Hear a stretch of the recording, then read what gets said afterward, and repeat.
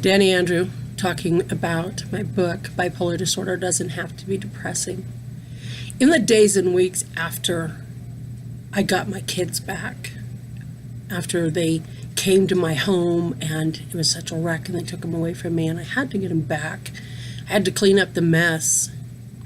And I started working on getting my life together and getting the house cleaned up and kept it clean. And very soon after, I started getting bored with housekeeping because it became easy. Really, housekeeping isn't that hard. And in my book, I talk about what I did, clean up my life and keep it clean, is actually an ebook that I've spun off from this book, and I'll talk a little bit about that, is that keeping my house clean became easy, and I became bored with it.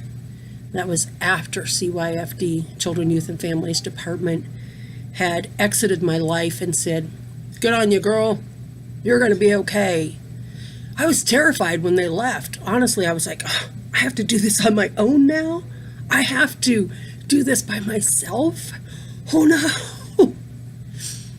That was in 1998. It was 20 years ago. 20 years ago. This morning, I cleaned my kitchen, I cleaned out my refrigerator, and I cleaned out my freezer. It took me maybe an hour to clean out the freezer, clean out the refrigerator, and clean the kitchen. And that was a deep clean. It doesn't take that long anymore. So I've taken one of the chapters out of the book, Clean Up My Life and Keep It Clean, and I've made an ebook called Clean Up My Life and Keep It Clean. But what happened was, what do I do now? Housekeeping has become easy for me. Imagine that. This woman who couldn't even keep the front walkway clean is now keeping the house clean on a regular basis. The house is clean, the laundry's done. What do I do with my time now? I was a stay-at-home mom, and I was bored. But I still had all of these bills that weren't getting paid on time. I was still struggling with my finances. I had gotten my medication under control where I didn't have to have Post-it notes all over the house, and was getting to my appointments on time. I was getting to see the therapist on time. I was working on my problems and making progress. And isn't that the point, after all, is to make progress? So I took what I had learned about housekeeping and started applying it to my finances, about getting out of debt. Because when you're bipolar, yeah, your finances are a wreck too.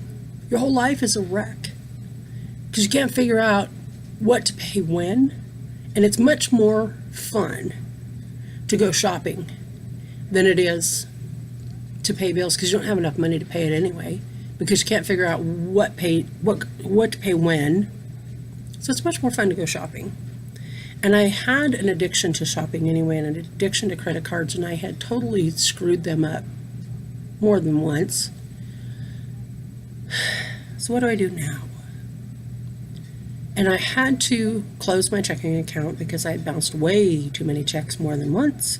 So I closed my checking account. And I started working on learning how to manage my finances. That's what this chapter is about, is clean up my life and keep it clean. It wasn't just about housekeeping. It was about the finances. It was about getting to the appointments on time. It was about getting to church on time, for crying out loud, getting to appointments on time, and just being an upstanding citizen. Because when you're bipolar, things don't work out right. Somehow we missed the boat on learning these things. And not every person with bipolar is like this, but I've talked to so many that are, that it's worth the time to go ahead and cover these things, that some of us are really OCD about it. I am now, but there was a time that I wasn't. And clean up my life and keep it clean. Yeah, great chapter. which has now become an ebook all by itself, and I'm going to train about that.